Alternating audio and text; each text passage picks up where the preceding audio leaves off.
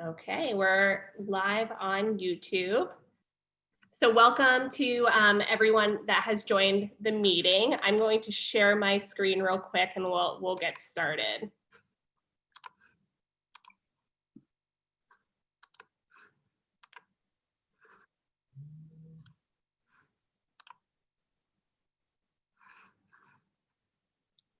Okay. If you can see my screen and you have your video on, could you just give me like a nod or thumbs up that you can see the screen? Okay, great. My name is Samantha McLean. I'm with the Department of City Planning. And today this meeting is for the Property Tax Working Group and the focus recommendation group, or the subcommittee of that working group that's focused on property tax relief for seniors and people living with disabilities and special needs. This is a purely virtual meeting today. There are both members of the working group and community members on the call, and this is being recorded and live streamed on YouTube as we have this meeting. Just real quick, I'm going to go over the agenda and we'll get started. So we're first going to talk a little bit about virtual meeting housekeeping. Virtual meetings are a little different than in-person meetings, so we'll just go over how we're going to navigate that. I will introduce any of the working group members that are on the call, and I will give Heather Sturgill, who is the co-chair of this the chair of this focus recommendation group, the opportunity to just make any welcoming remarks. Briefly, we'll touch on the purpose of the property tax working group. It's been a little bit of time since we've all been together, and there might be people on the call that this might be your first time joining, and you might want a little refresher about what the group is working on. We'll talk about the goals of today's meeting, and then we'll get to work. This is going to be a working meeting. We're going to be typing and editing as we go. So that'll be the bulk of the meeting, and then we'll just touch on next steps. So real quick, some virtual meeting housekeeping. As I said, this meeting is being recorded and live streamed on YouTube. Everything discussed in this meeting, both over a video and then also in the chat bar, even if it's an individual message to another participant, is public record. So just keep that in mind. We ask that you remain muted throughout the call unless you're speaking. Working group members, you may unmute yourself if you'd like to speak. And the members of the public, we just ask that you submit questions via the chat bar if you are joining us on your computer. It looks like we have one or two call-in participants on your phone. We know that the chat bar is not available to you, so there will be opportunities throughout the meeting where I will ask our chat bar monitor, Scott Gafford, who's an intern with the Department of City Planning, to read any questions in the chat bar, and then I'll ask any call-in users to speak up if you have any questions. If possible, we ask that you just note kind of what recommendation number or topic your question or comment is about so we can keep it organized throughout the meeting. Also, feel free to use the chat bar, or if you're calling in, unmute yourself if you're having any technical difficulties. We want to make sure that everyone is able to communicate throughout this meeting, but we do know that virtual meetings are sometimes a little hard to navigate. So with that, I'd just like to take a moment and just introduce the working group members on the call, and then I'm going to hand it over to Heather. So first we have Heather Sturgill, who is on the working group and chairing off this focus recommendation group. It also looks like we have Erica Fabor from the city's law department, who's been assisting with the property tax working group.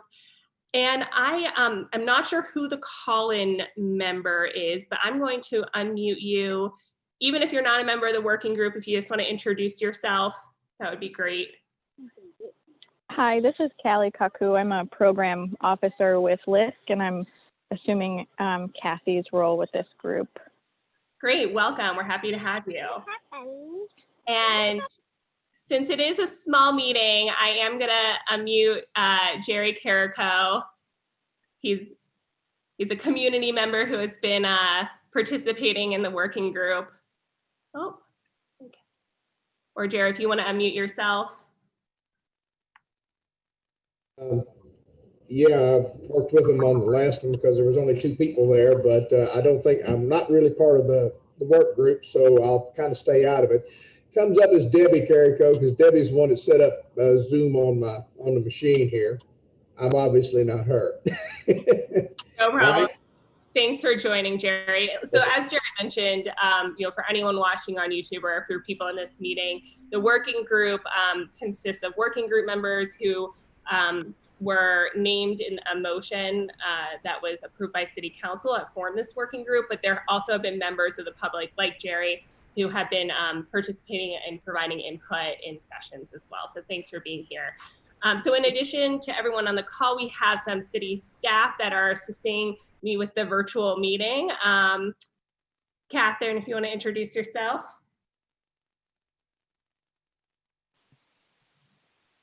Sure. Hi, everyone. Can you hear me? Can you hear me, Samantha? Yes. Yes. Okay, good. Thank you. Hi, everyone. Thanks for being here today. I'm Catherine Keogers. I'm the director of the Department of City Planning, and Samantha really has done just a phenomenal job leading this process through. And I want to also say that Heather Sturgill, you've really dedicated a lot of your time as well to leading up this group. Jerry, I know you've been to a number of meetings, so thank you for being there along the way. It's been a long process, and you've done some really fantastic work. So we're just here today to kind of, I think, sort of finalize some of the recommendations of this group, and we're excited to support you however we can. Thanks, Samantha. No problem. And then we also have Kira Palmer and Scott Gafford on the line with the Department of City Planning. Kira will be assisting with note-taking today. We'll be doing most of the note-taking on the screen, but she's going to try to capture any kind of conversations that we're having for notes. And then Scott will be monitoring the chat bar if there's any questions or comments throughout. So with that, I want to hand it over to Heather if you have any welcoming remarks. Hi, everyone. I really wanted to thank everyone that's participating with this COVID thing. It is, there's so many other things that are demanding everyone's time and making people's lives difficult. And having participation in this can easily fall to the wayside. And I really, really want to let you know that I appreciate everyone's input. Since it's such a small group, I would like to just offer the opportunity for everyone. If you have a comment, even if you're staff or whatever, if you have a comment, if you want to have an idea that you think would make this better, please jump in. There's so few people here. It's not going to be a problem. I think staff outnumbers participants 3-to-1 at this point. So just, I don't want this to be just what I say goes. So I'd like everyone's participation. Thanks, Heather. And I definitely agree. We set up these meetings in anticipation of a lot of people. We want to make sure that it's easy to hear everyone and it doesn't get too chaotic, but certainly with a small group like this, feel free to unmute yourself when you'd like to speak. So just real quick, for anyone that may not be aware, this property tax working group was it emerged from a conversation between Carol Gibbs and Vice Mayor Christopher Smitherman. Carol came to him with concern about seniors and people on with a limited income being able to stay in their homes because of rising property taxes. So from that conversation emerged a motion that the vice mayor brought to council to form this property tax working group to look at the issue of rising property taxes in areas experiencing significant levels of development and redevelopment, and then also to review the city's tax abatement program. So that motion was passed by council in fall of 2018. The working group started meeting last year in February. And since then, I had to consult my notes. There have been 12 regularly scheduled working group meetings, 3 meetings that were held in the evenings and open specifically for public feedback. And then in addition to those, there were 2 surveys with over 650 responses throughout this process. So the working group really started in the beginning with kind of identifying the themes and the topics they wanted to explore.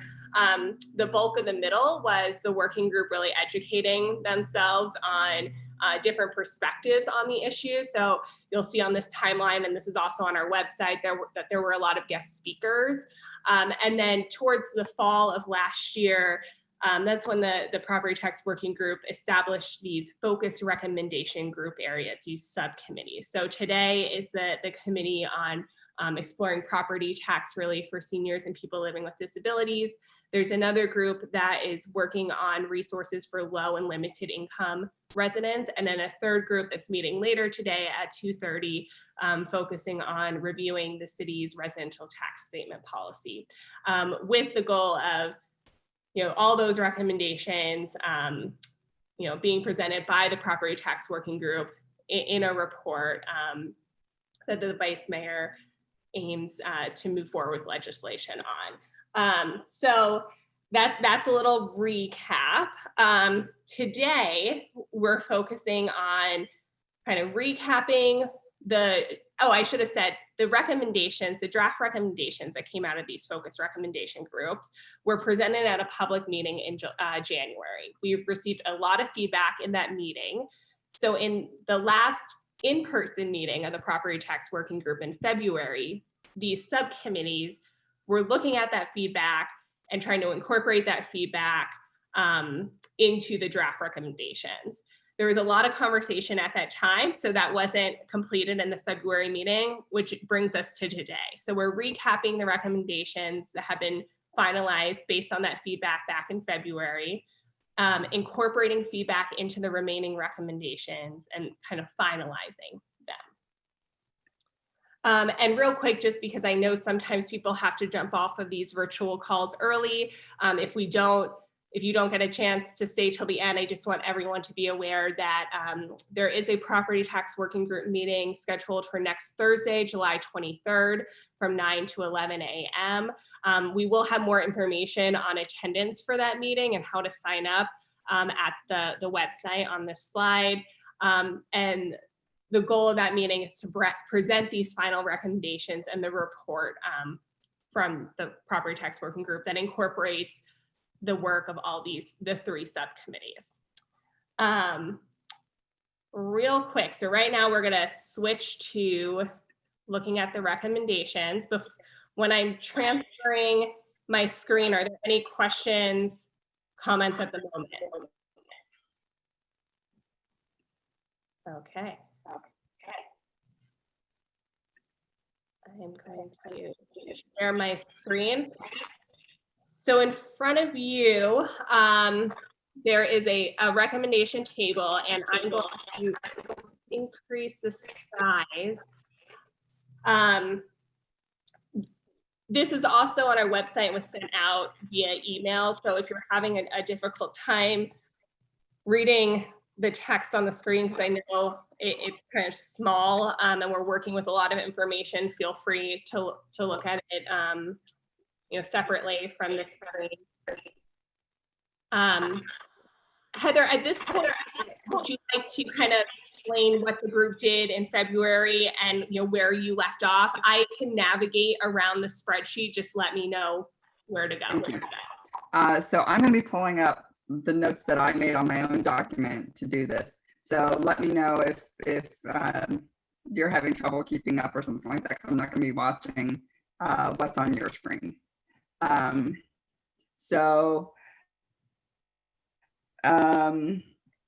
going to start. Well, one of the things I noticed after the meeting ended was that we hadn't seen a couple of the responses because of the scrolling and the way it was working at the last meeting. So even though we looked at recommendation, and it's I guess I'll call it number 4. It's not 4, but it's the fourth row. We looked and completed that one and the next one down. And but I wanted to revisit that a little bit to make sure that a couple of items that were concerned were covered. So 3, 4, and 5 appear to be all actually part of the tax relief discount and deferral. And the discount for 3, 4, and 5 was already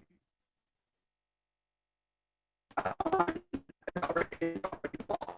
And what we're offering are tweaks to that.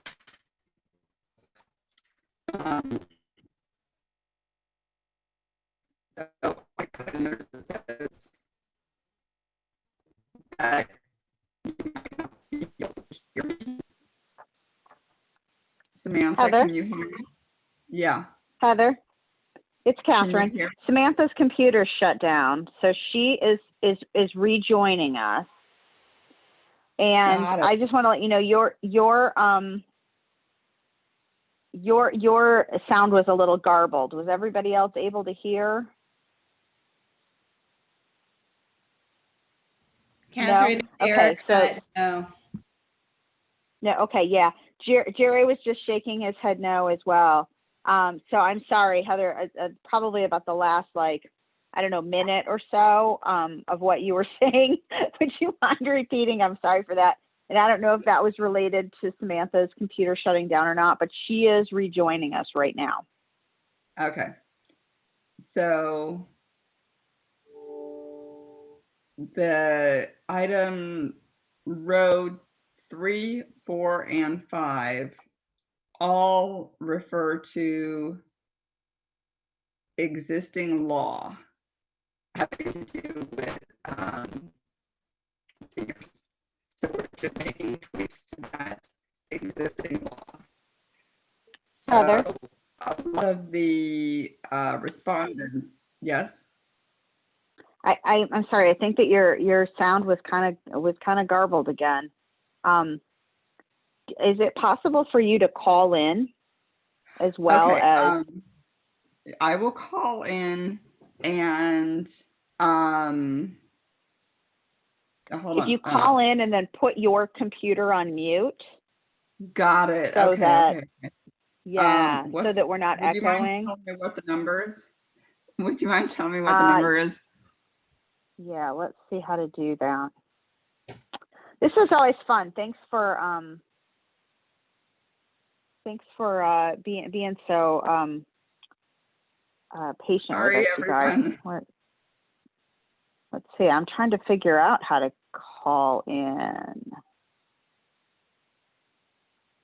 I also just Mary Cabrini Durkin is joining us as well.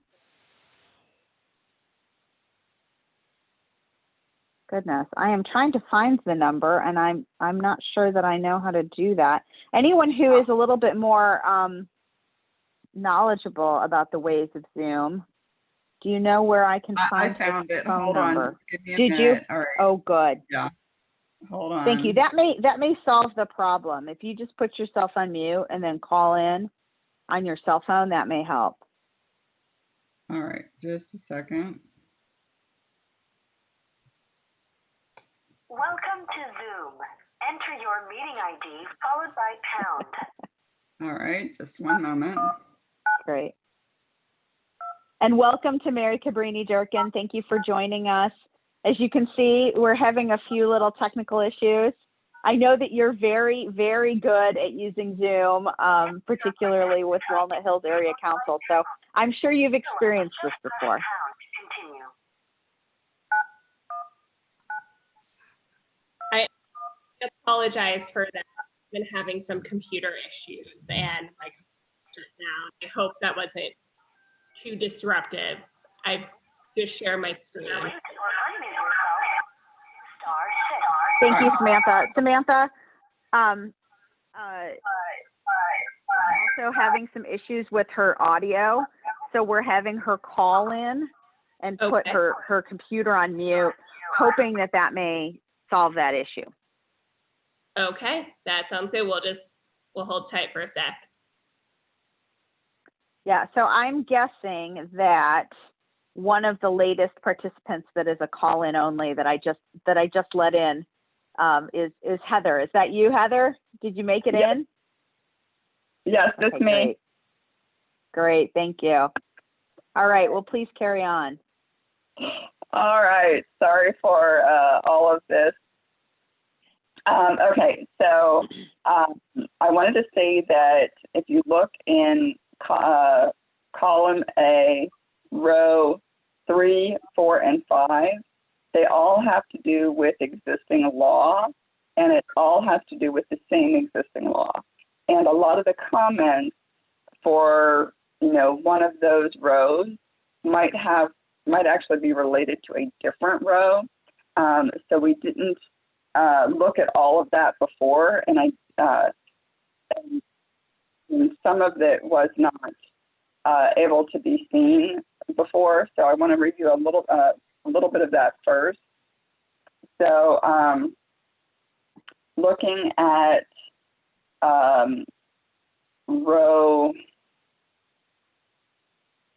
4, row 4.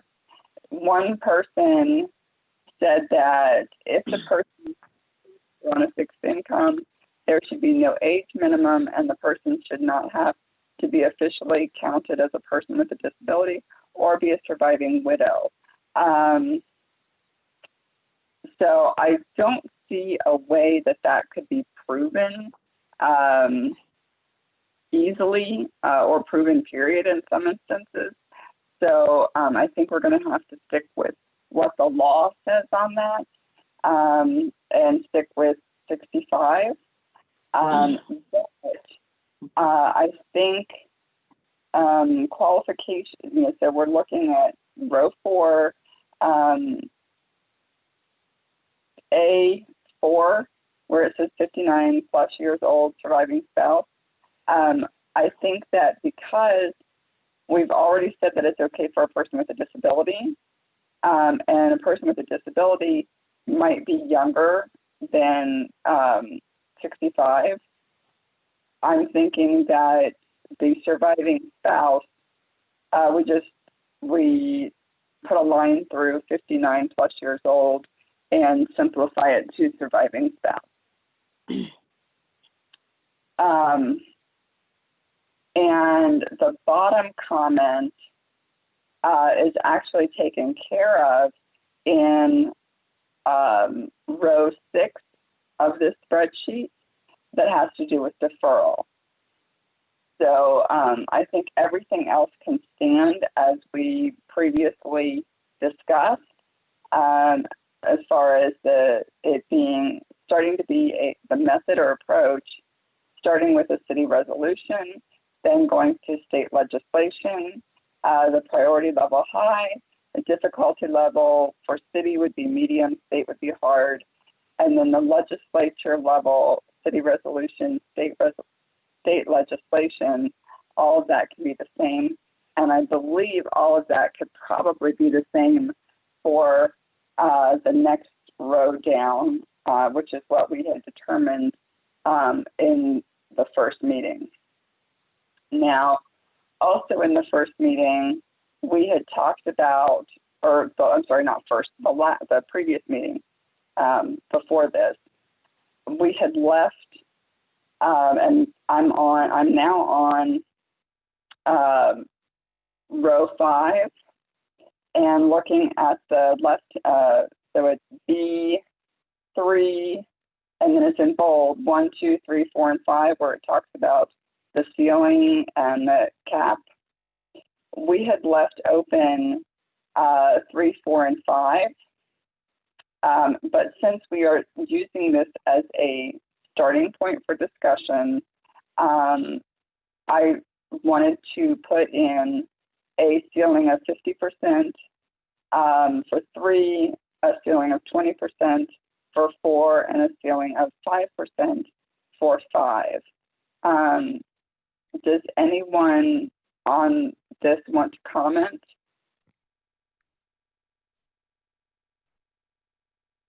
Actually, I'm asking you to comment in the affirmative or no. If we could go down the list so that we know this.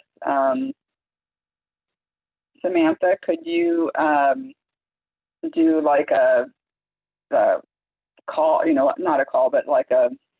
Sure. So I'm going to, let me see, I'm just going through my list. I think the first person, I have a call-in number, I believe that's Callie. Do you have any thoughts? That, or maybe that's not the call-in number for her. Oh, you know what? I think I just unmuted you, Heather, by accident. Jerry, I'm gonna unmute you. Do you have any thoughts on these ceiling rates? They're pretty low. Granted, these are people that don't have much money, but at the same time, somebody's got to pay these taxes. And if we go that low on it, who's going to pick up the bill? It's like, when you go out to lunch and you split the check, well, you can split it different ways, but it all has to be covered. I'm thinking it's a little on the low side.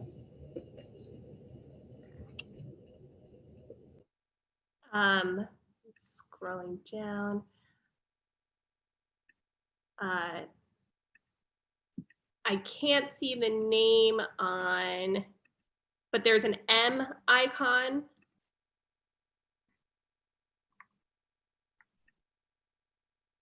Oh, hi, Mary Cabrini. Do you have any thoughts on this? I do not. I really see myself as an auditor to this. I appreciate it, the opportunity, but no.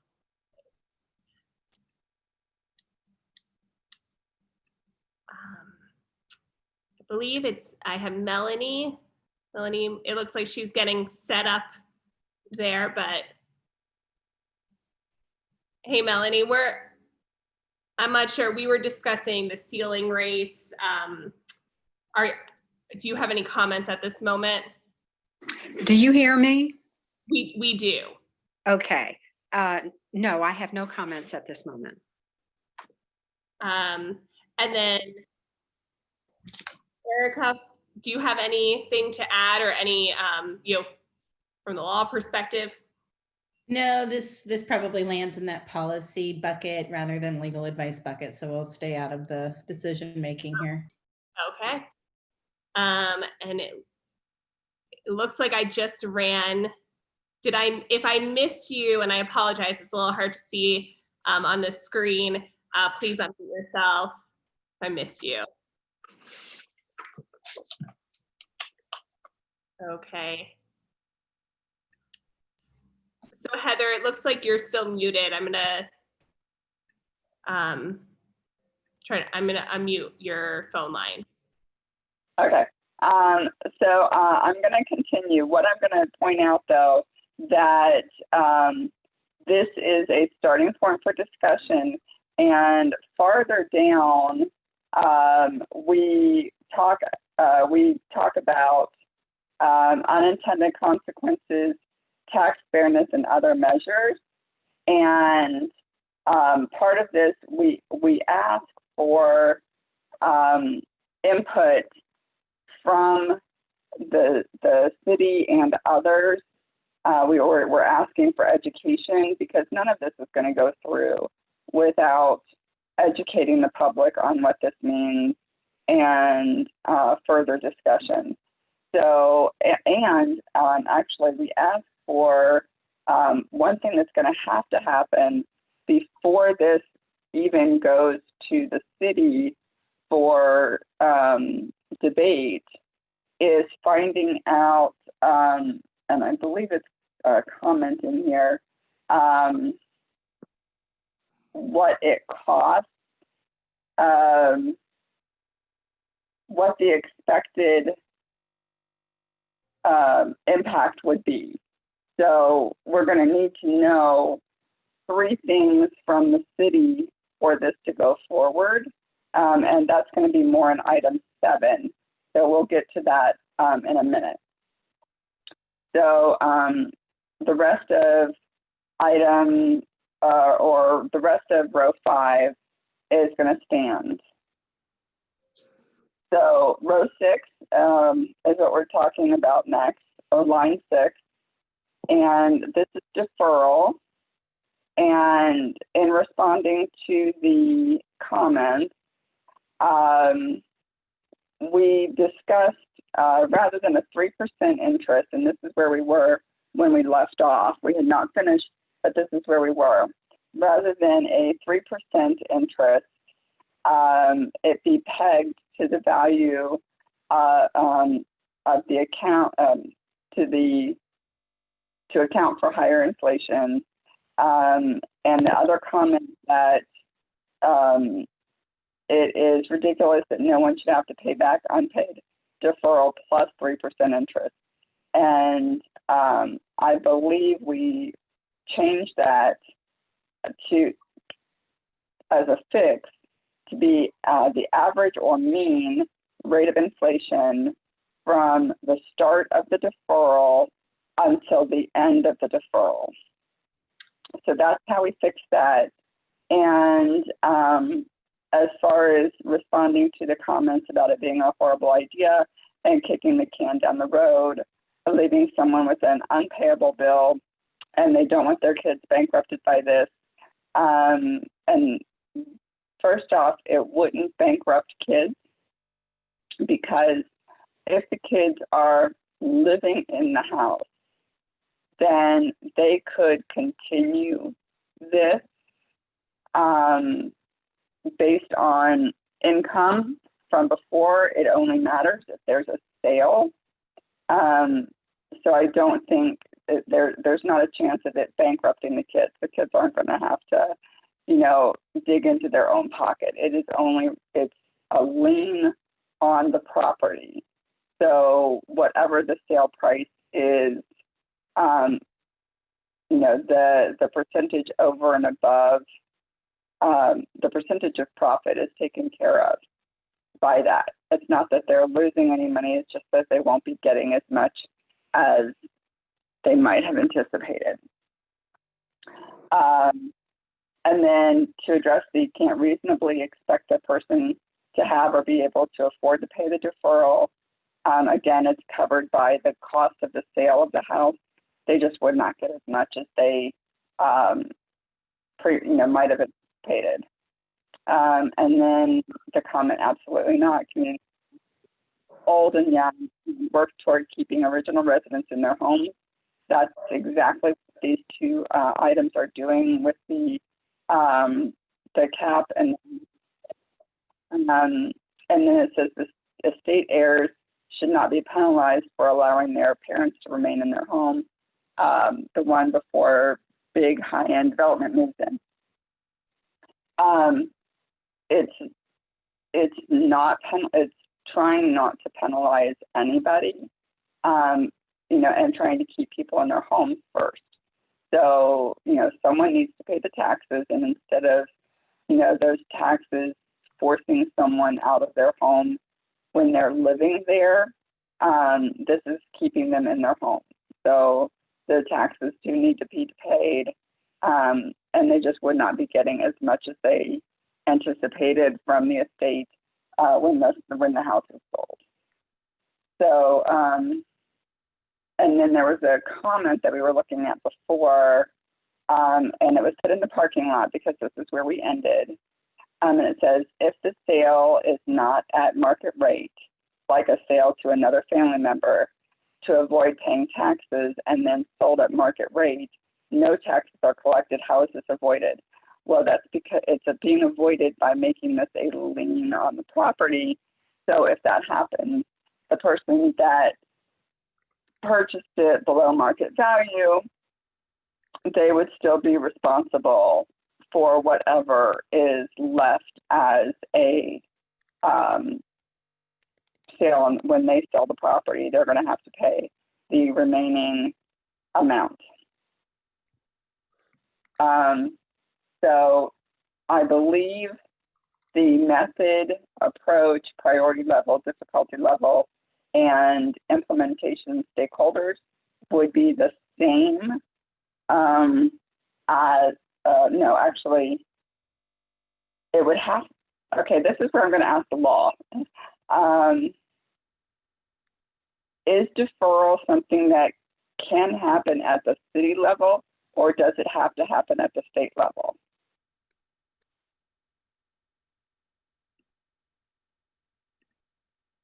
Do we have someone at the law department here?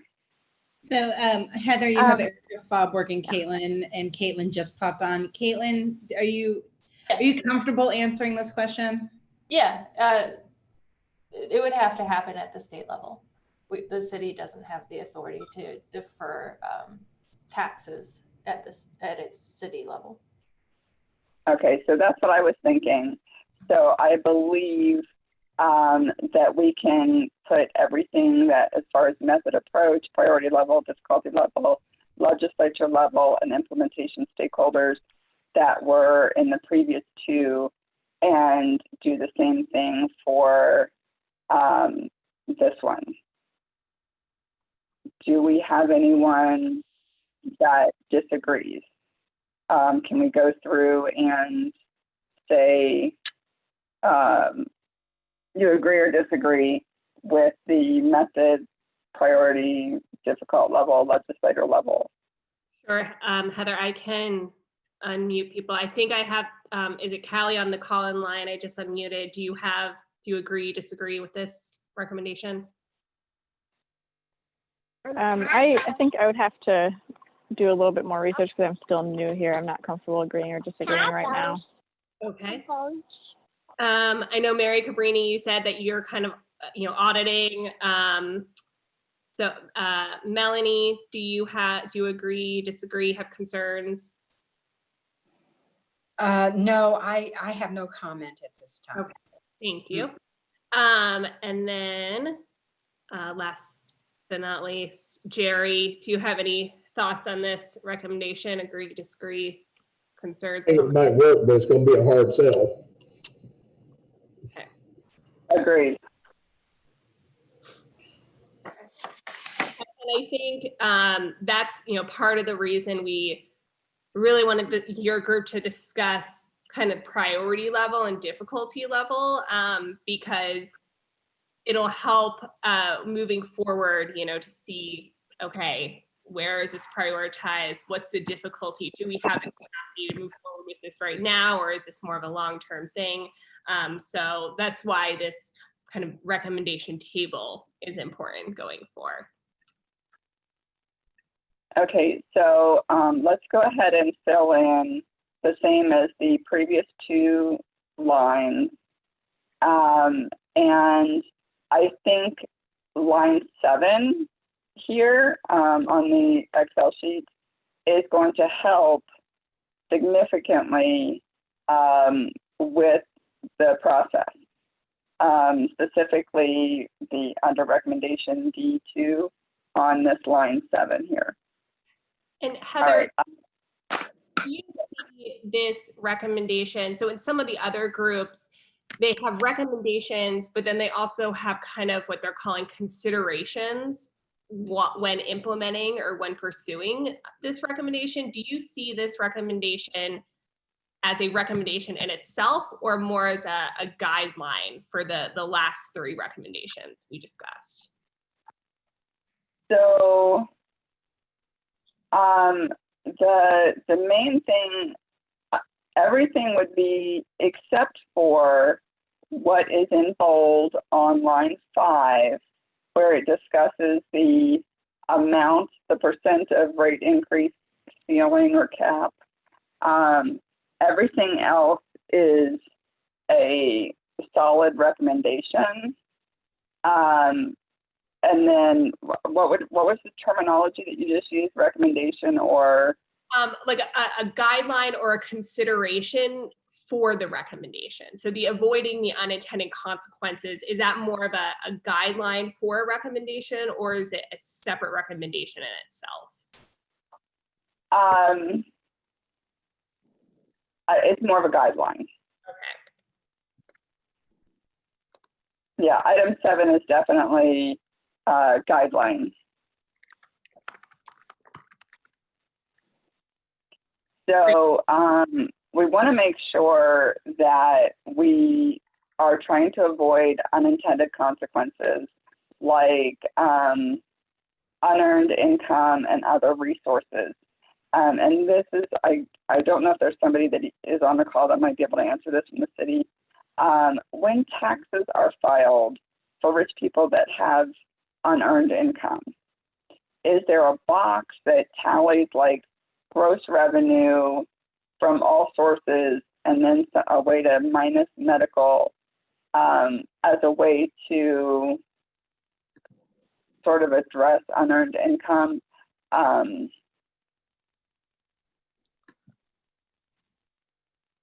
Heather, I'm not aware of anything. I'm not sure if anyone else on the call is, but we can certainly make a note that that's something, you know, how to count unearned income might be through the income tax process.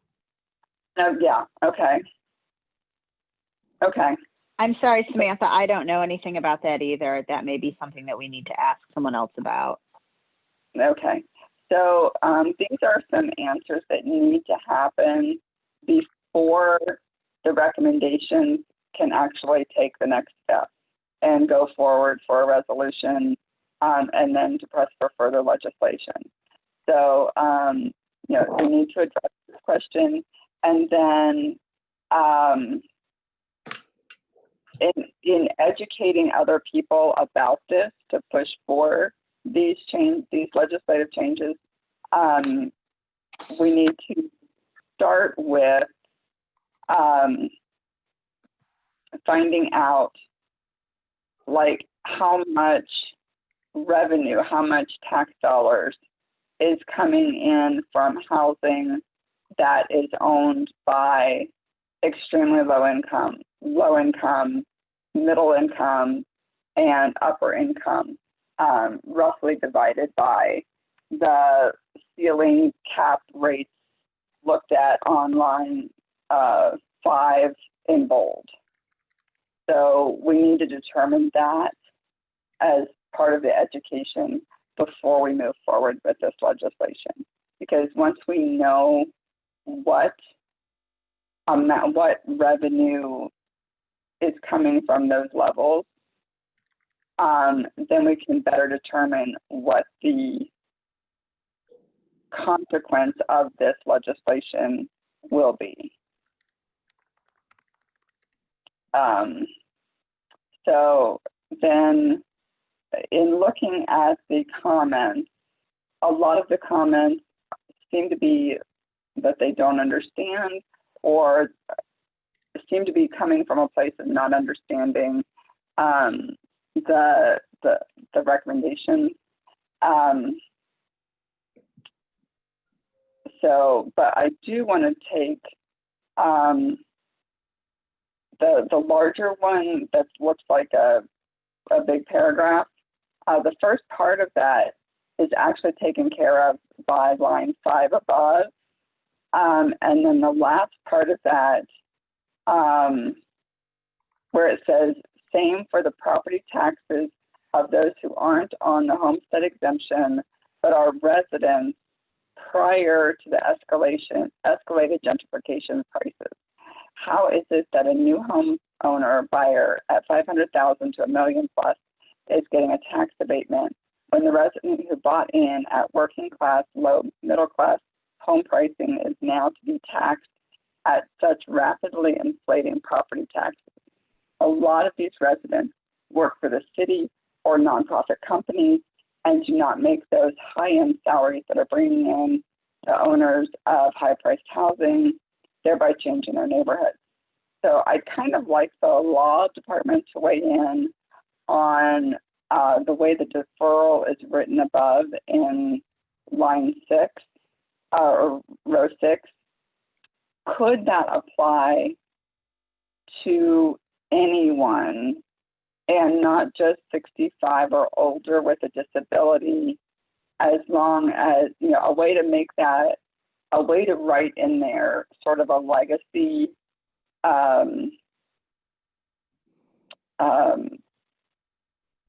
something about legacy, like, you know, if they've lived there 10 years or more, then they're eligible for the deferral.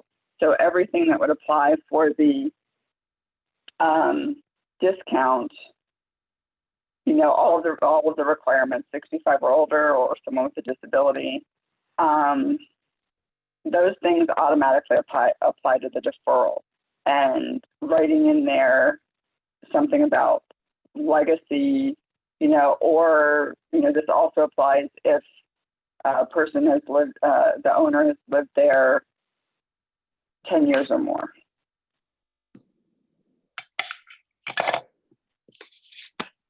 Hey, this is Caitlin. That change is similar to what I said earlier. We would need a state law change. So you could propose that to the state, but we currently do not have the authority to do something like that. Okay. Is there anyone that opposes that being added now? Of course, because this is going to get further looked at, and you know, a cost analysis of this done. Can we add that in? And then that way, if the cost analysis proves that it's going to be too much, we can take that out again later. So I'm just going to ask anyone on the call that has a thought on this to please unmute yourself or use the chat bar if you can't unmute yourself for some reason, and chime in. If we don't hear from you, we're going to assume you're okay. Oh, okay. I see Mary Cabrini. I unmuted, or let's see. Okay, you're unmuted. Okay, I just want to say that, you know, I'm from Walnut Hills. This is a big issue for us, just as Heather has explained it. Big issue, big problem. Thank you. So, agreed. Okay. So Heather, where, just in turn, I'm on row 6. I'm looking at the recommendation. Where do you see that language about a legacy resident fitting in?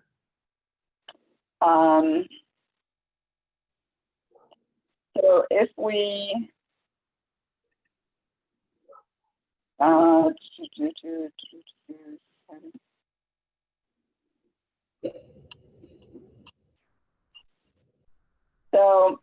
how about we under C, what the first, you know, the first little I,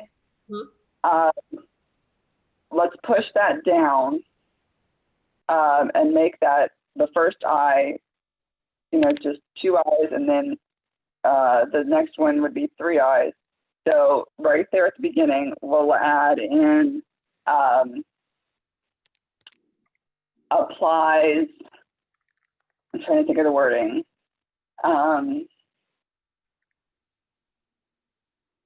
Instead of applies, this deferral is automatically available to everyone that is eligible for a discount.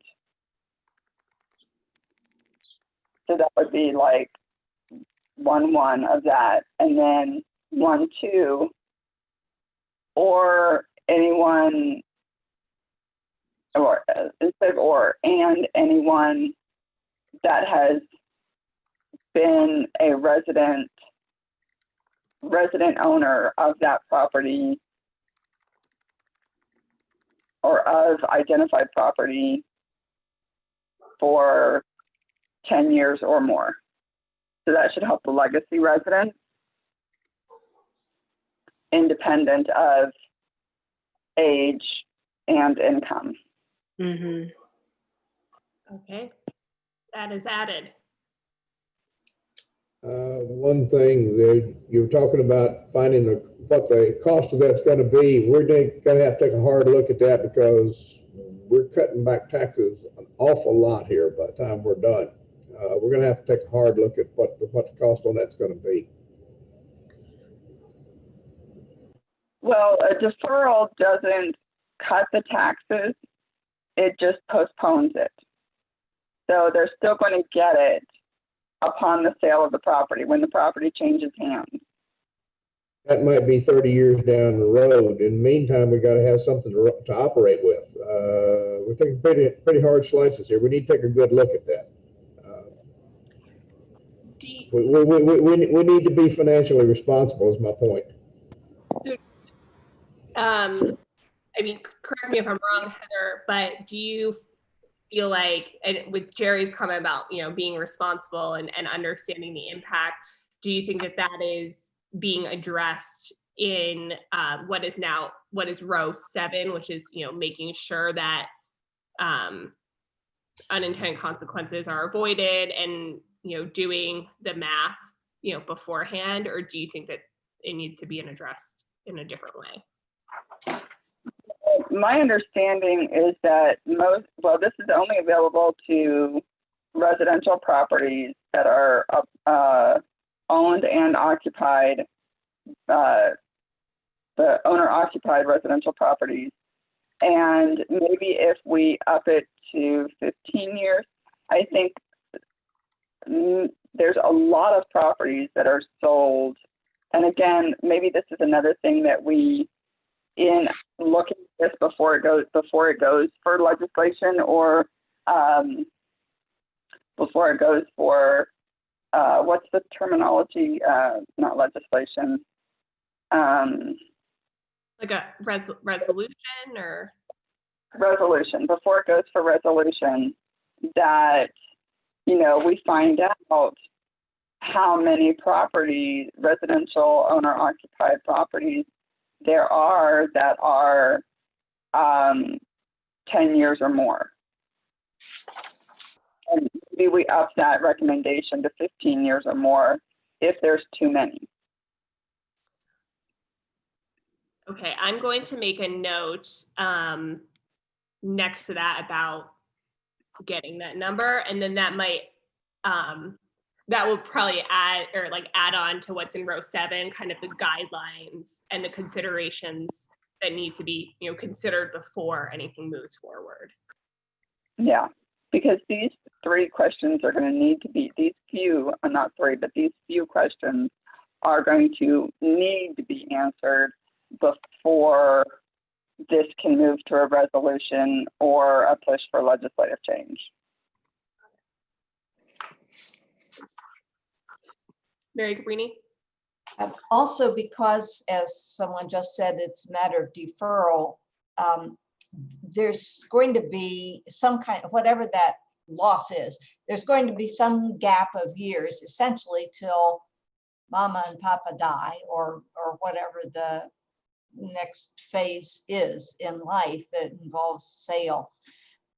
So it I think should be considered as a kind of a gap period rather than an overall loss. So there might be some kind of vague estimate of a certain number of years in which the city would have to consider that as, or state as part of a kind of a gap period in order to support old people, people with disabilities, and lower income people in their homes. And there's a trade-off on that, right? I mean, having those same people in other situations, whether it's homeless or care situations, there's a cost to that too.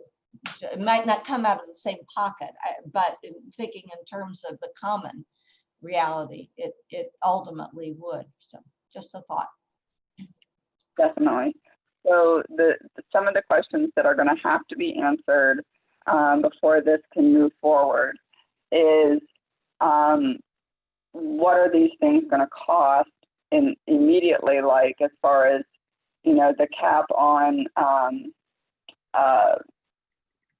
the not deferral, the other one, terminology is escaping me today. The discount. So that discount, what is going to be that cost overall?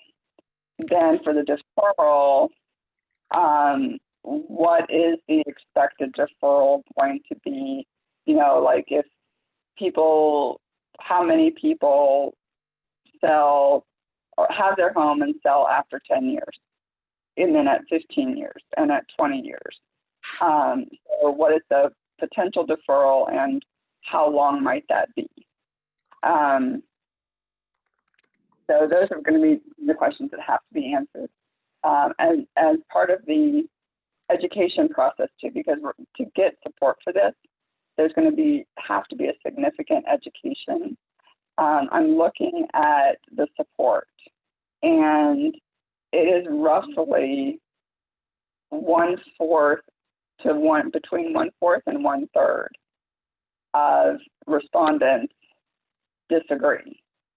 But most of those that disagree because they don't, at least as far as the comments that I can see, it's because they don't understand. And then the others are because they don't have enough information of what we're just requesting the questions that be answered. So, I think with those questions answered and educating, we can get a lot more that agree and support it. So at the moment, if Council Member Smitherman and anybody else, they're not going to see enough support for this for it to pass, I don't think. Not with 1/3 to 1/4 that don't support it right now. Now, in this next section on tax fairness, there is overwhelming support for many of these recommendations, like overwhelming. 14 support it and 2 don't. And my computer is freezing up on me. You want me to read the recommendation? Just a second. I got it. The first one is for, yes, I do need you to read the recommendation. I'm sorry, it froze up again. We all have tech issues sometimes. So under tax fairness, the recommendation is if property receives any of these tax benefits or assistant measures, it is not permitted to register the same property on the city's short-term rental registry as anything other than hosted. Okay, so my tech just caught up. And so again, there's a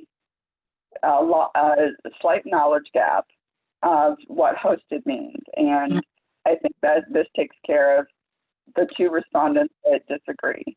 Hosted means, they're not adding on to do this. It is, renting out a room in an existing home, something like that. So the resident lives there at the time that part of their home is being listed on the short-term rental as available.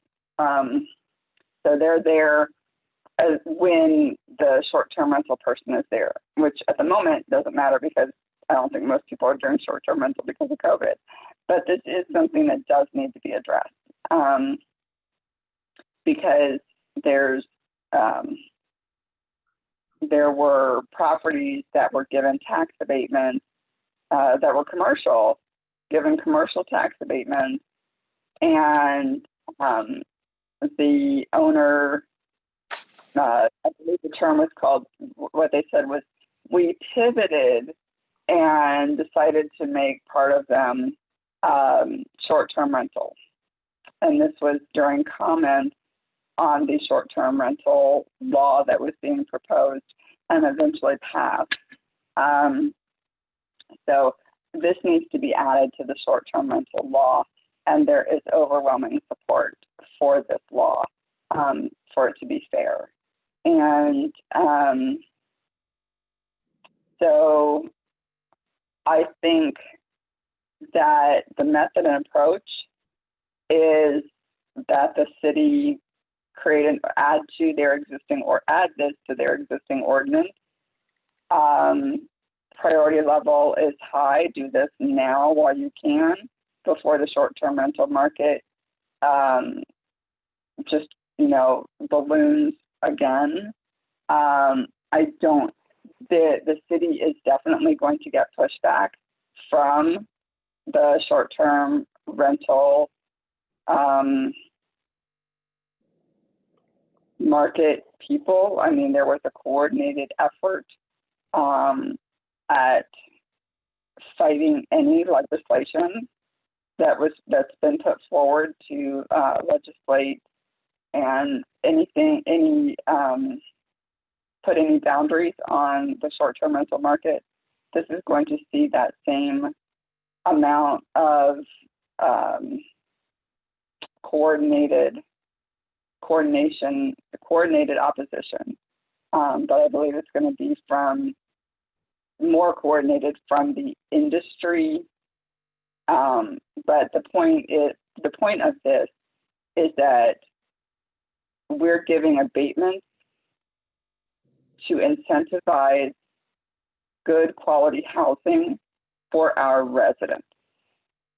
And if you're not doing if a resident is not living there, if it's not for the resident, then the abatement isn't, they can go for a commercial abatement. So difficulty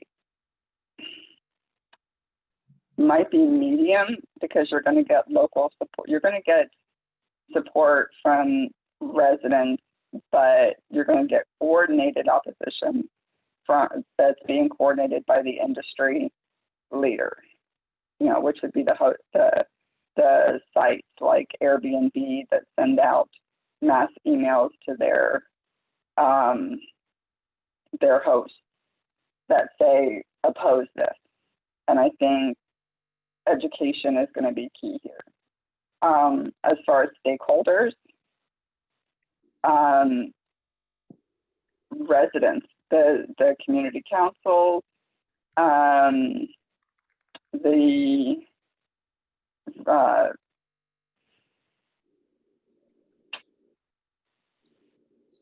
think residents are going to be the key stakeholders.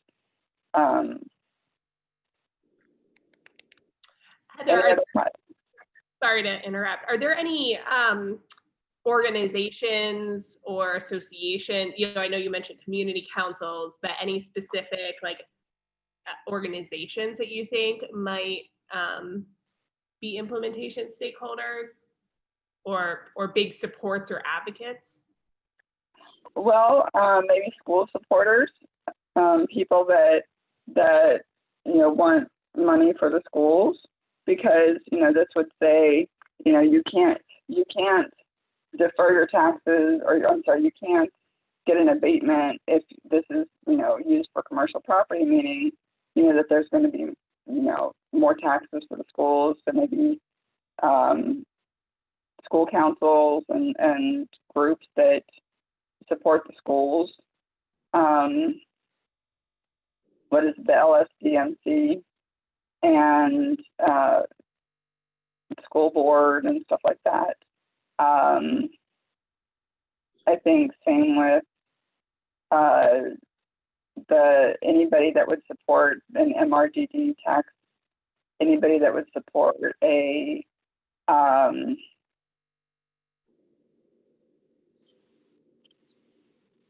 if there's any groups that support specific tax levies, this would affect them in a positive way, not a negative way. So they might be seen as allies for this. And anybody that is looking at tax fairness, any group that's looking at tax fairness. Thank you. Do you have any comments? Hello. Yes, do you hear me? We do. This is Melanie. And this is certainly something that I have considered the possibility of doing. Let me be sure that I understand correctly. If I want to do like an Airbnb in my home, but I am 67 and I'm looking for the possibility of getting a deferral or some kind of an assistance measure, I would be able to rent out a room in my home and still receive the deferment. Is that correct?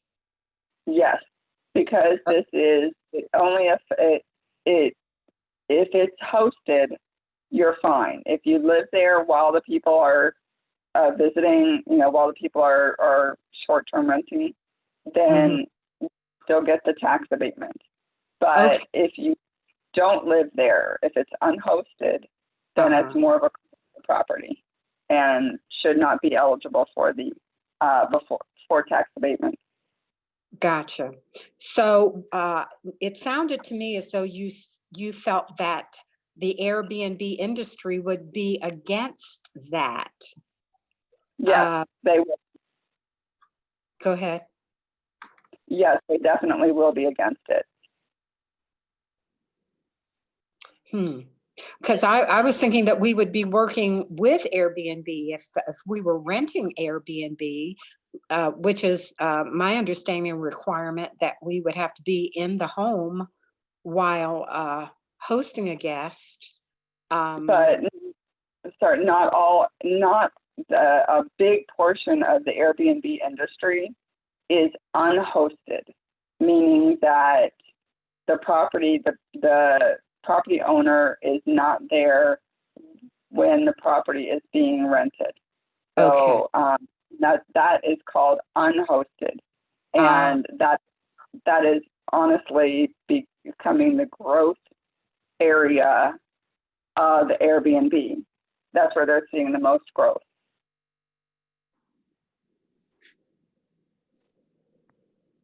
Okay. So explain to me then, how am I competing against Airbnb? How am I competing against Airbnb if they are growing with that market of unhosted and I'm hosting, I'm there in the house? How is that a competition against Airbnb if they're doing well unhosted? So it's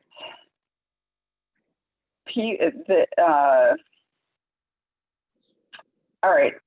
The best explanation I can give you is there are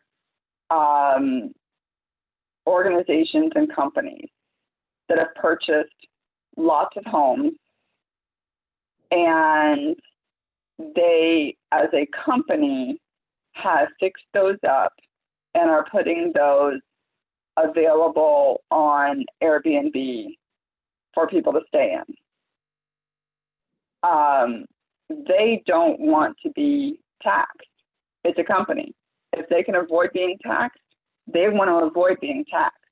So they want to get the tax abatement because it is a residential. It's a residence. It's a home, or it's a condo. So if it's fixed up, then they want that residential tax abatement. They don't want to have to pay. If they can avoid paying taxes, they want to avoid paying taxes because that means more profit for them. But they're a company, and they're doing this as an industry, as a company, whereas you're a resident.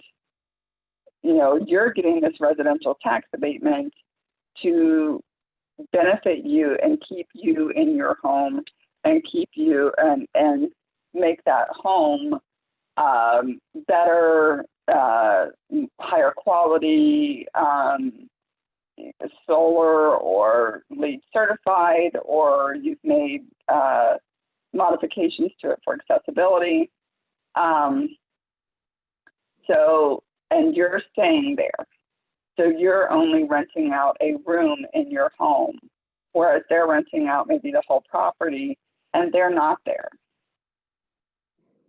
So the portion of Airbnb, the segment of Airbnb that's growing is that commercial segment that has companies buying up homes and doing this as a commercial endeavor.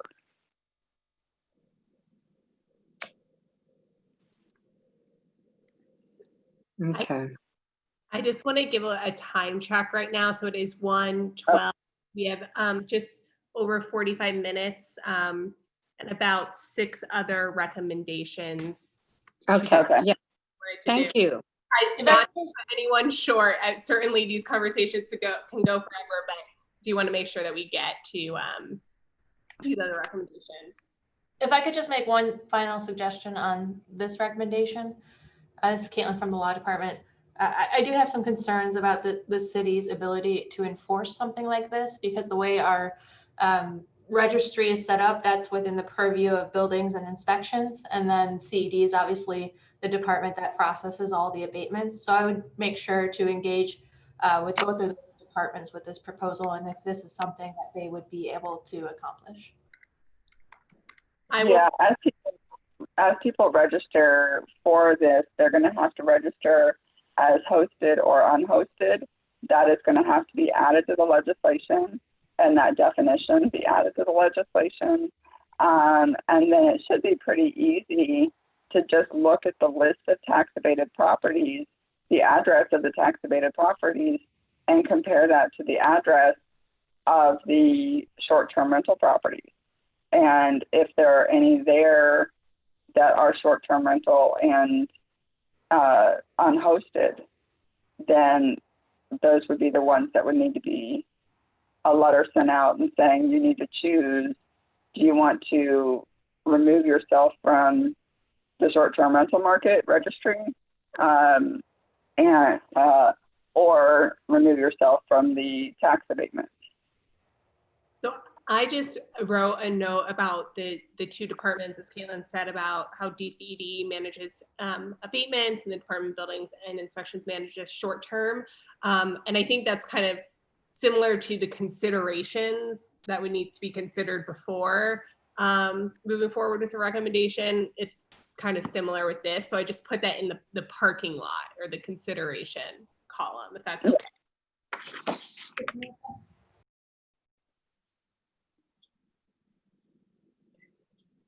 Did someone say something?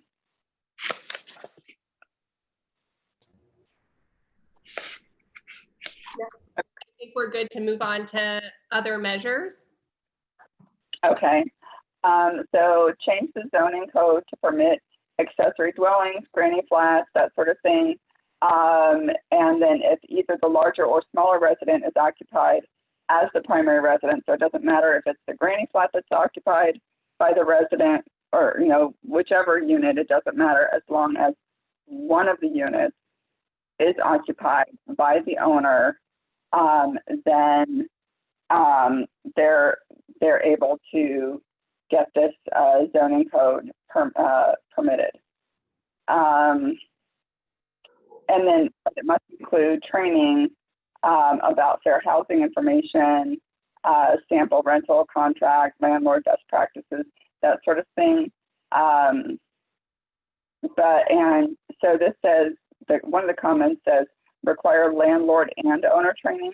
Well, the owner lives there, so the owner is the person that is, you know, renting out the other part of the property because it's their property. So that kind of takes care of that. And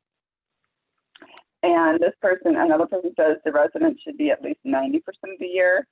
So how about, we've got the snowbirds. So residents that go down to like Florida and stuff, and that's usually 4 months. So how about we change it to 75% of the year, which should help with address that issue. So let's go ahead and change that, as long as there are no objections to that. And let's see, there was a question. Would that mean that the ADU is no longer, so that first one is addressed by my first comment.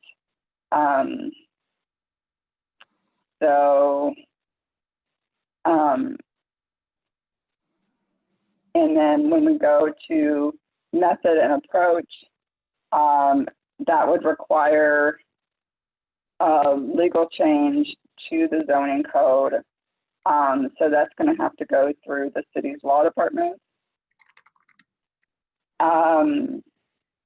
Priority level, I would say medium. I mean, this is something that it should be done. It'll help increase density without changing community character. I don't think it should be too difficult.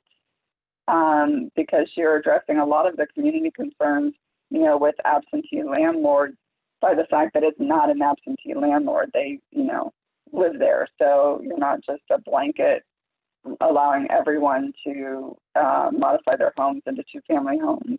It's, you know, only people that are living there can do that. Legislative level is the city, and stakeholders would definitely be like Council on Aging, organizations that support people with disabilities, probably even the there's a organizations that probably, what is it, Realtor Association and Real Estate Investors Association as well. I think everybody, those people would support it. I think Housing Opportunities Made Equal might support it as well, because, but it would definitely have to include a requirement for training for the owner to go through fair housing training, because we do not want to see discrimination. So that needs to definitely be included in this legislation for it to go forward. Any comments about that? Feel free to unmute yourself or no. And real quick, Scott, are there anything, like any comments in the chat bar? Just want to make sure we're not ignoring those. There was one for when we were discussing the Airbnb having an issue with the last measure we were talking about. I think it was just an explanation to somebody's question, but it was this is from Mary Durkin. She said Airbnb won't object to your arrangement, but they will object to the idea of limiting the abatement to your arrangement. Thank you. Okay. We can move on to B. All right. Okay, so streamline approvals and waive fees for building permits related to accessibility.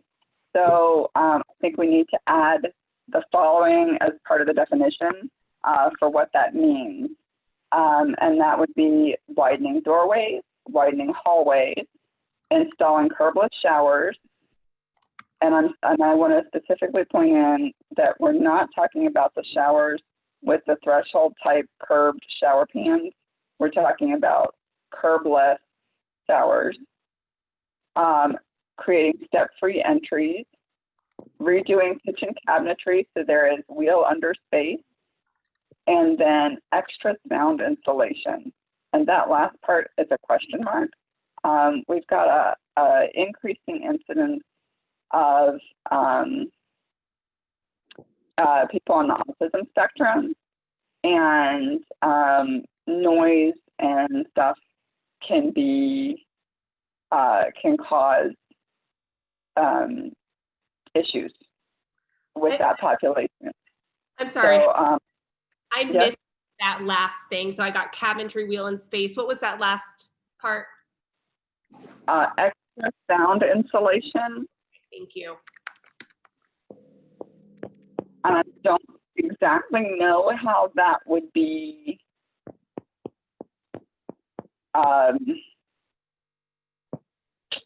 included. I mean, maybe they're getting, I don't know how that last part, you would be able to distinguish that from added installation for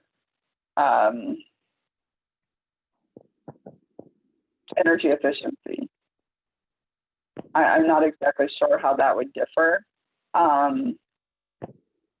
So I guess that's something for the building department. You know, maybe they know if there's a difference. If there is a difference, then go ahead and include it. And if there isn't a difference, then they can apply for tax abatement that we're talking about in the next group that's starting to meet at 2 today. Or is it 2:30? Sorry, Samantha. 2:30. 2:30. Okay, so this is something that is a process and does not, I don't think this requires legislation. But it would need to go through the building department. This recommendation would need to be vetted through the building department and the planning department. And I guess the law department would need to verify that this does not require a law change. But Yeah, I can speak with respect to at least the fee component. Whenever the city waives fees, particularly those that are budgeted, that would require an ordinance. Okay, so it does need to, I guess it needs to go through, if buildings and permits would think it's a good idea and law department says that it's legal, I think you're going to get a lot of support from the remodeling industry, people that do remodels, rehab, people working cooperatively, anybody that supports that group, Council on Aging, and any groups related to with disabilities, DD Services, Silo, any of those organizations. And I'm sorry if I missed this. In terms of priority level and like perceived difficulty level, where do we land on that?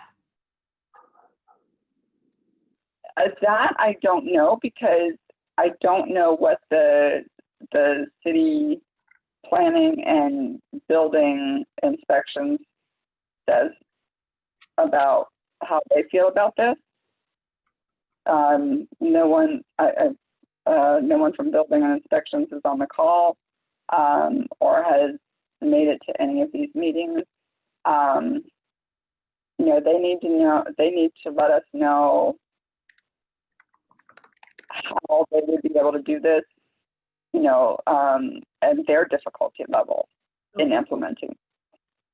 I made a note that just said, to reach would need to have conversations with BNI, and that level would be kind of based on feedback received from that department. In terms of priority, is this, high, medium, low? Well, right now you've got a lot of remodels happening. Initially you did, but now with the economics tightening, you might have more remodels.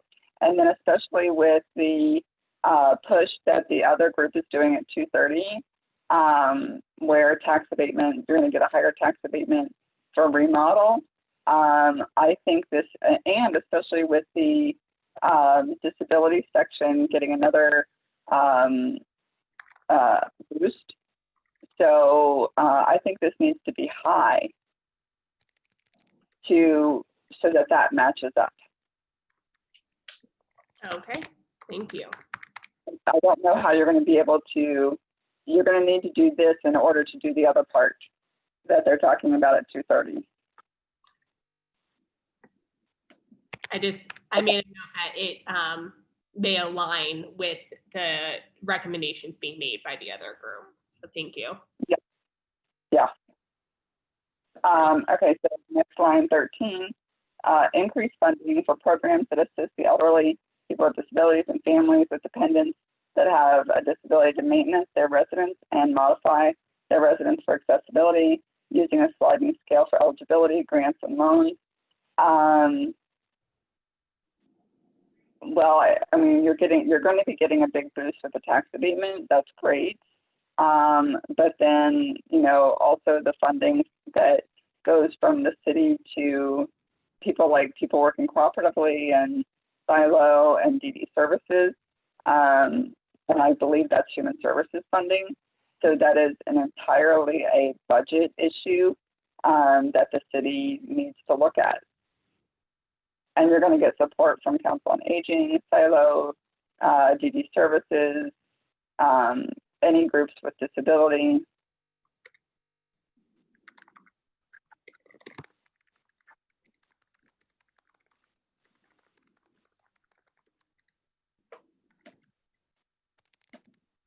And then the next one, are you ready for it?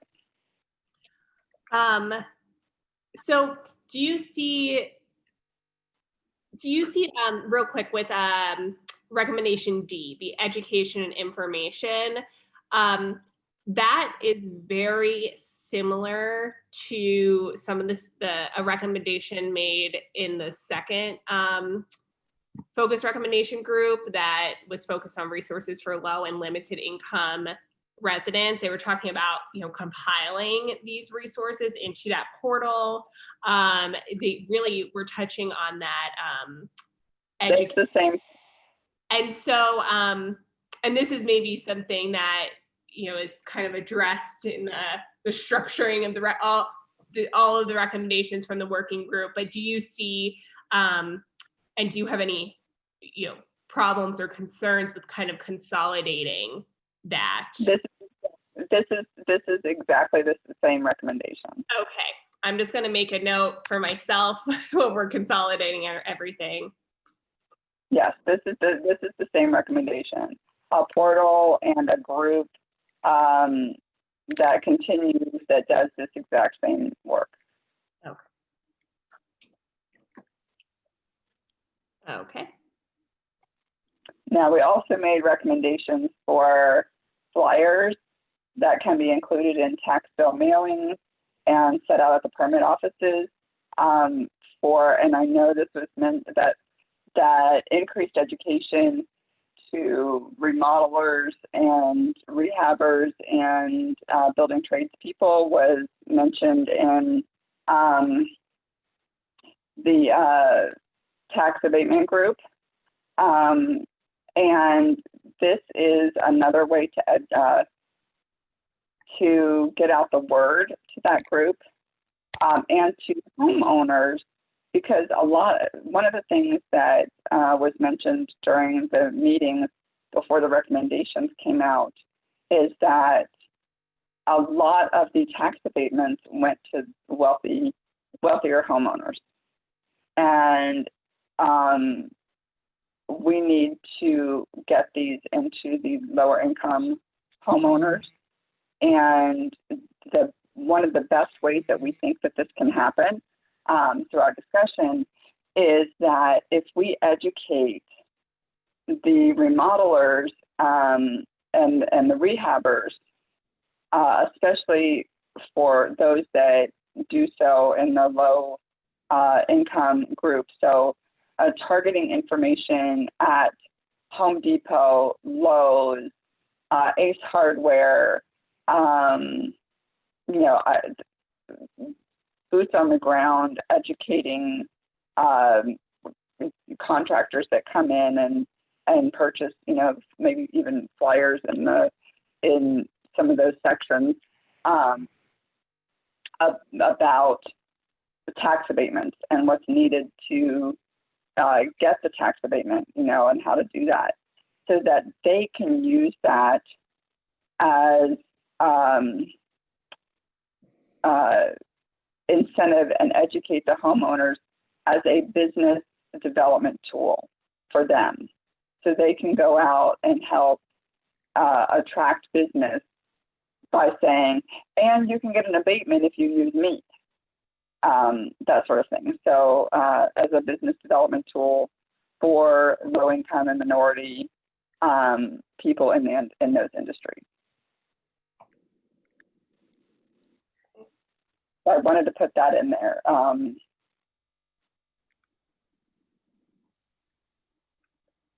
I did add that kind of business development tool note.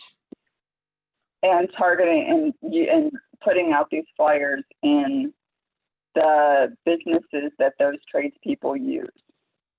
So a business tool for, plumbing suppliers, electrical supply companies, that sort of thing too. It is noted. Okay. Samantha. Yes. It's Scott. Before we went any further, we had a question from Mr. Caruco on referring to line item 13. Oh.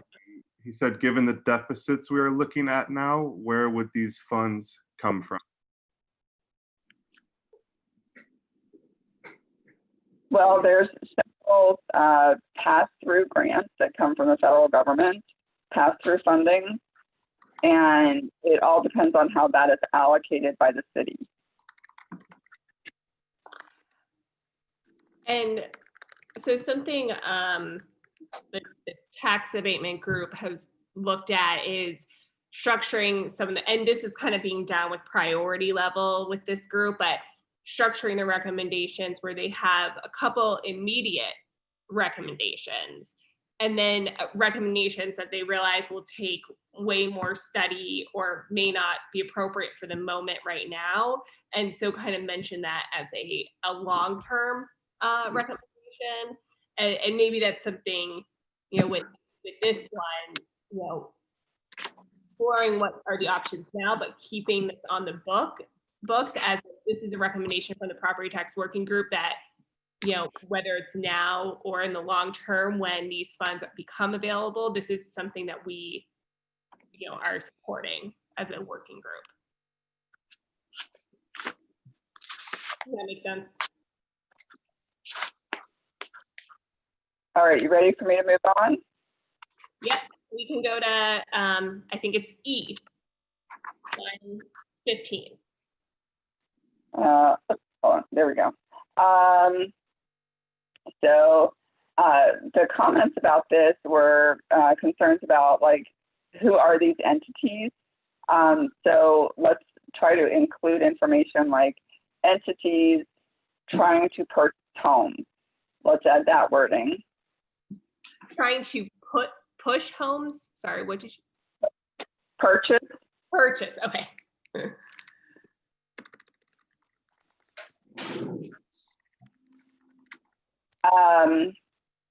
And then, so, keep Cincinnati beautiful, if they're reporting blight on certain days, then I think that's going to be obvious what those are and what those communities are. So I don't think that that is much of an issue. And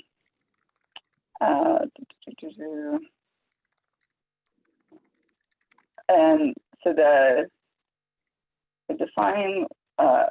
find out if it is possible to track online property maintenance complaints. That's just, I want to add that word to help address the question above. Online property maintenance complaints. Okay. Yeah. Okay. And honestly, I don't even know if this is possible. If an IP or a phone number, because it was commented on during the meetings that these are anonymous, and I understand the necessity to have anonymous complaints, but at the same time, if one IP or one phone number is making complaints on multiple properties, especially if those properties are in multiple neighborhoods and not just adjacent or nearby, then the likelihood that it is a company that's harassing as a tool to try to gain property as part of like a business process, I think that's higher. But I don't know if this is possible. So I think this is something that needs to go by the IT department to even see if this is even in the realm of possibility. I mean, if the IT department says it's possible, then there seems to be support for it.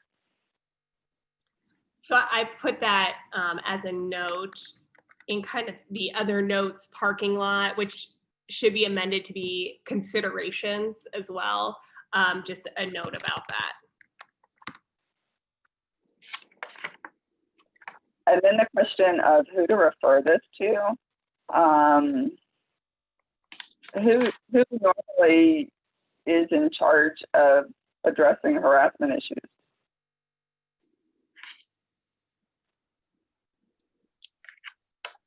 Is that a police issue? if a fine is going to be able to be levied, is it a fine from, I honestly don't know what department these would go to. I mean, I'm not sure, would this require, since if a fee is going to be associated, and like Caitlin said earlier, anything regarding kind of a fee increase or a fee addition would need to be passed. A fine, a fee.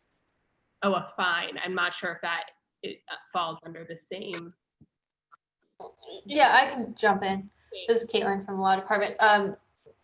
The law department would need to take a close look at this recommendation.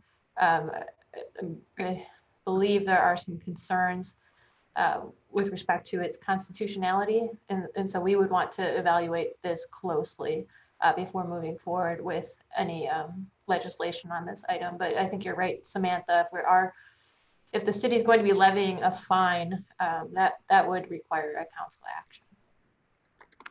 Okay, so maybe in order of priority for this, it goes to IT to see if it's even possible, if it's in the realm of possibility. And then it goes to law to see if it's legal to do. And if if a fine can't be done, maybe at least a letter saying, letting the person know that that's considered harassment. I don't know, but it doesn't matter at all if IT says it can't be done. So I just kind of, instead of indicating a priority level, I think I just outline those steps that you said. So yeah. Okay. And then I believe we're on the last one, right? We are. This is great timing. Thank you, Heather. All right. And then, so allow tenants that are seniors or persons with a disability to modify properties without requiring these individuals to return the property to its original condition upon move out. There was concern that the unintended consequence would be the loss of available affordable housing, because landlords will not rent to someone who will alter the property and not return it to its original condition.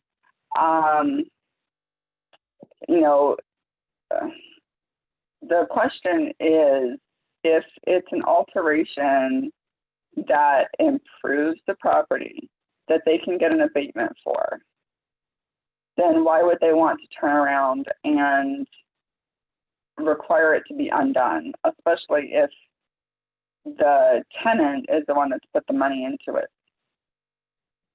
So, maybe there's an education to landlords about these things being eligible for abatement. Be something that lets them know that this is desired.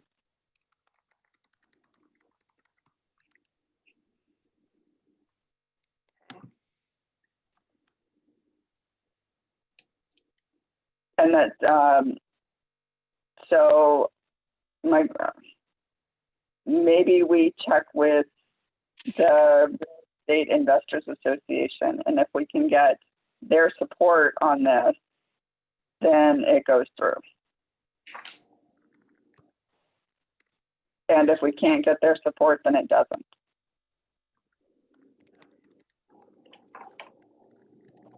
Because then you're going to have the support of, Silo and DD Services and other disability and aging organizations.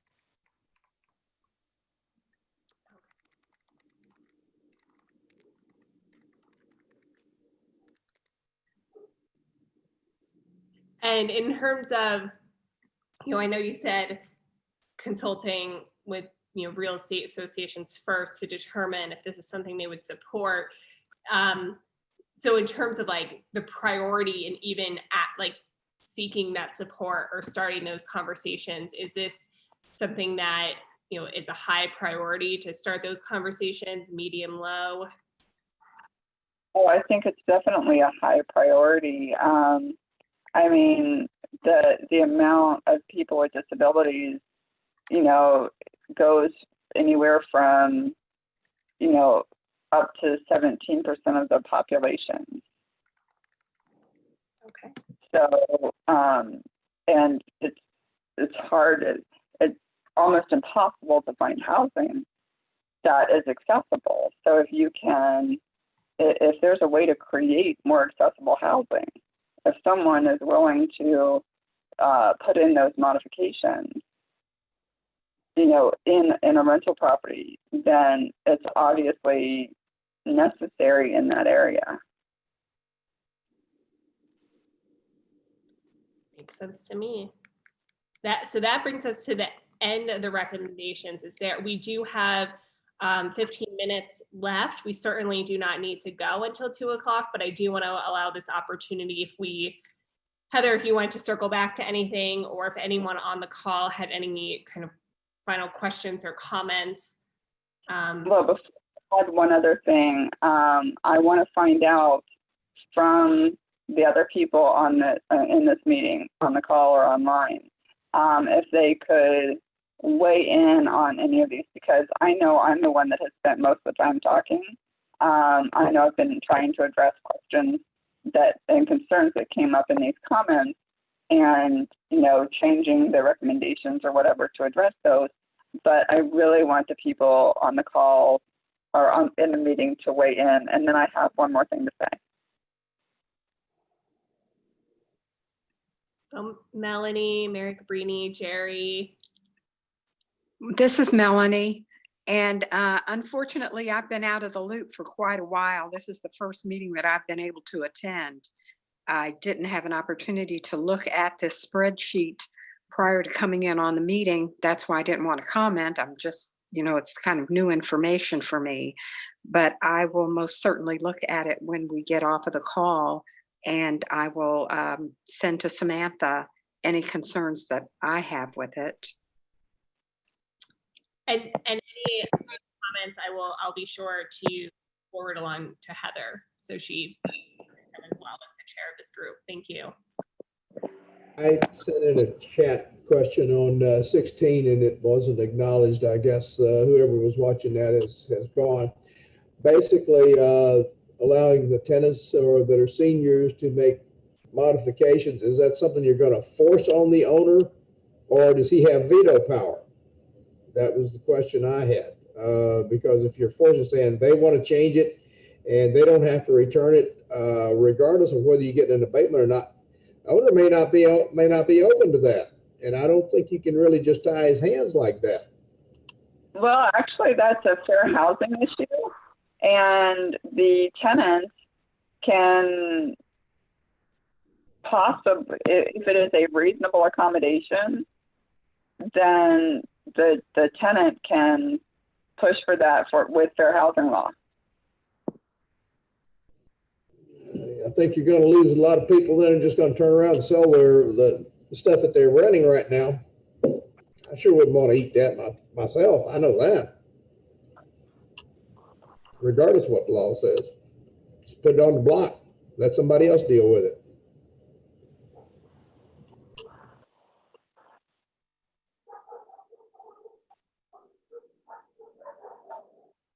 So I mean, I think that also kind of reinforces the need for education with landlords. And getting the support of the Realtor Investment Association, because they're the ones, that's the industry that Jerry is talking about. If they're not on board, you know, then that's the very population that Jerry was commenting about. So, you know, you would definitely need their support for this to go forward. Any other comments from anyone on the call? Oh, I'm seeing a no. Okay. So I think, Heather, back to you. Other things I want to talk about left. I'm sorry, is there a comment? No, I was seeing head shaking no. So we're good to go. Thanks. So there was one other thing that I wanted to bring up that had been discussed, and I overheard it in another group, and I wanted to get the input feedback here, because I know I definitely support it, but it was about a continuation of a group with a similar makeup to the overall property tax working group, where you had school officials, you had council on aging, the fair housing representation, and you had organizations represented, and community councils represented, going forward, that continue to look at these and help the city, and having like a quote unquote housing czar, similar to the aging and disability advocate, that can look at housing issues across the different buildings, across the different city departments, that works with the group. And Heather, I just brought up, it's on the second tab of the spreadsheet from group 2, just the recommendation that kind of addresses what you were saying and how they phrased it. So just for everyone, that's what you're seeing on the screen. Okay. So I'd like to put that as a recommendation in this group as well, if that is okay with the rest of this group. Jerry, anybody? Yeah, I think that's a great idea. Okay, I am copying their text. And what, likely, in the final kind of recommendations from the property tax working group, to illustrate the process, I think we're going to see recommendations, emerge from each of these focused recommendation groups. But then when there is overlap, there will be kind of a note next to it to say, both of these groups suggested similar things. Because I think what you're getting at is that you want to illustrate that that recommendation would also support the constituents that you're talking about in this group, seniors and people living with disabilities. Okay. That makes sense to me. I will add that in. Jerry, do you have a yay or a nay?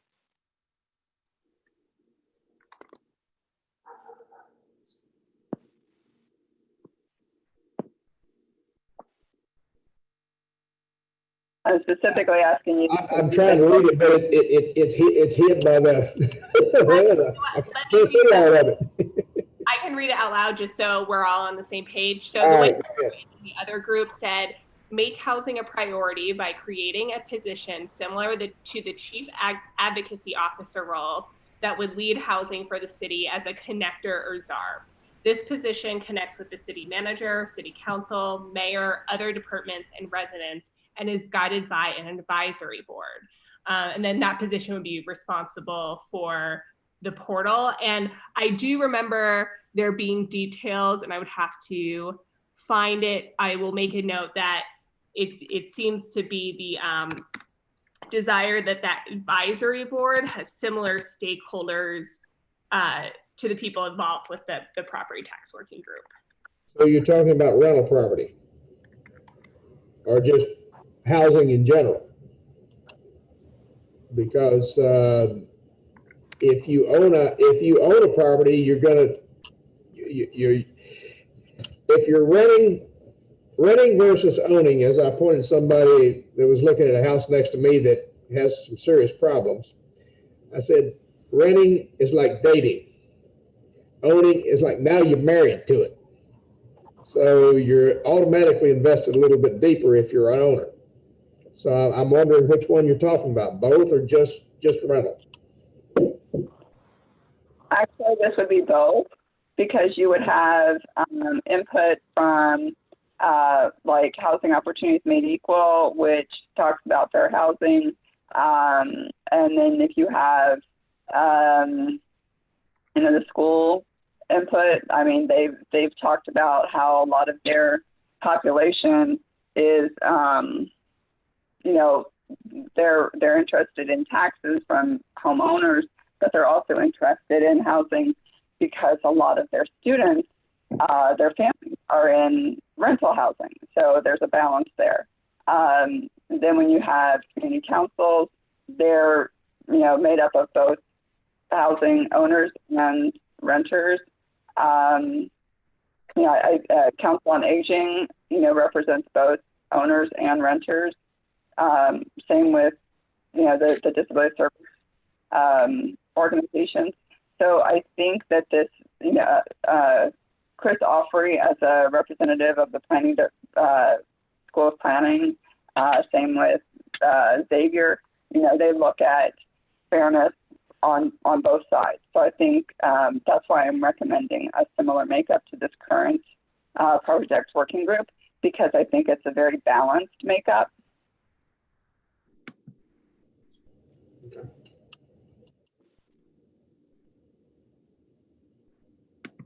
Any other comments? I can just, Heather, if you have anything to add, or I can end just with kind of next steps.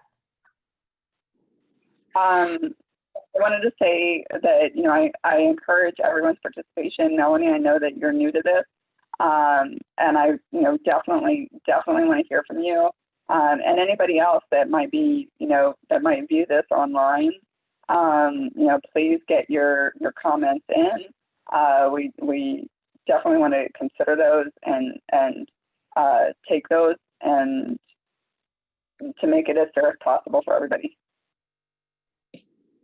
Thanks, Heather. And on that note, as I said in the beginning, the focus recommendation groups have been meeting the last 2 weeks to finalize these recommendations, with the goal of the meeting next Thursday being a report out on where those, you know, how those draft recommendations evolved based on feedback.